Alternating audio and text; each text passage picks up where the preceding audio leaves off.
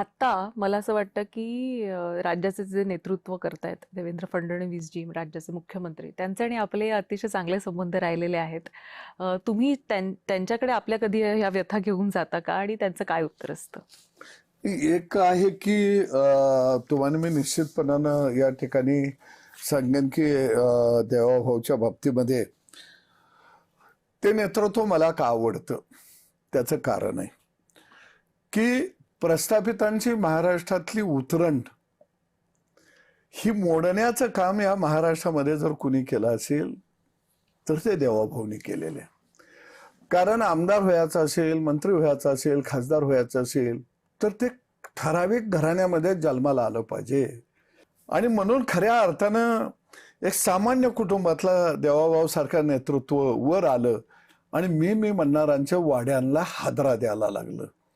आणि म्हणून मी म्हणतो की या महाराष्ट्रामध्ये शाहू फुले आंबेडकरांचे सर्वसामान्य आणि विस्थापितांना घेऊन पुढे जाणारी लढाई जर कोण लढत असेल तर ते खऱ्या अर्थानं देवेंद्र फडणवीस या व्यक्तिमत्वानं ती लढाई लढलेली आहे. परंतु ते प्रस्थापिताच्या घरात जन्माला आलं नाही, ते पाटील देशमुखाच्या घरात जन्माला आलं नाही, हे पारंपरिक जागीरदार यांच्या घरात जन्माला आलं नाही. म्हणून खऱ्या अर्थाने ह्यांना पोटात दुखायला लागलं की हे उकांड्यावर पंक्तीला बसणारं महालामध्ये आमच्या मांडीला मांडी लावून पंक्तीला कसं काय बसायला लागलं. हा खऱ्या अर्थानं राग या सगळ्या मंडळींच्या मनामध्ये आणि पोटामध्ये. आणि म्हणून त्या माणसाची जात काढली, त्याच्या कुटुंबाला ट्रोलिंग केलं गेलं, त्याच्या अवयवावरती टीका टिप्पणी केल्या गेल्या, कोण तर गडी टरबूज कापून ते खाली कमेंटला टाकायला लागला. हे कोण होते?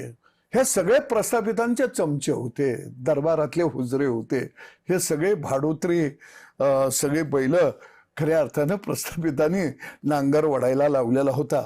पण या सगळ्यांना पुरून उरला तो देवाभाऊ. आणि म्हणून